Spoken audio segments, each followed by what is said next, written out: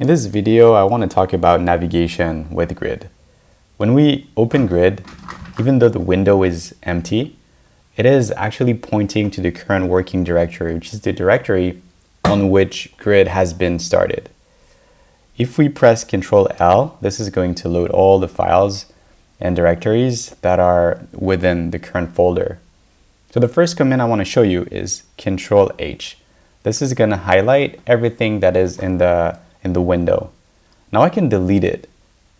And then let's say I want to look for all my dot files. I can press dot and then press Ctrl F. What Ctrl F is going to do is a prefix search on all the files within the current working directory. So in this case, we can see all the different dot files that I have.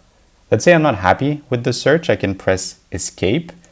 And this is going to highlight everything that has been added, auto-completed by Grid since the start of my search. So I can now delete it just like that. And maybe I want to look for, double dot and then press Ctrl F. And here we can see and go to the parent. So this is pretty helpful. Now, when we see a link just like that, we can press Ctrl and click to update the current title of the window and load the new window. So this allows us to move around. I can just go like that, go up, I can open a file. Now let's say I'm in a file and I want to go back to the previous directory. Here what I could do is press Control and opening bracket. And this is going to update the title, as you can see. It's not going to load the previous file, but just going to update the title. If I want to load it, I press Control L and I can go back to where I was. Right, so now let's open a new column by pressing Ctrl N.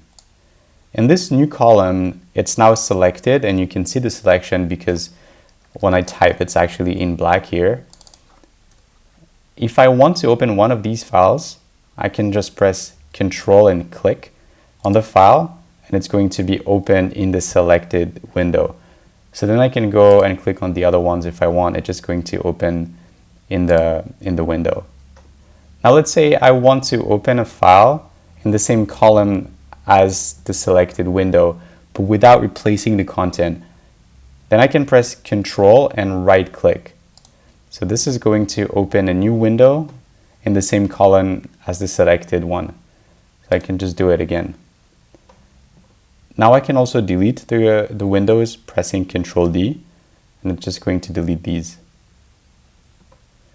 So these are the basis for navigation. I hope this was helpful, and hopefully I can imagine things might change in the future, but I'll make sure to make an update when that's the case. Thanks for watching.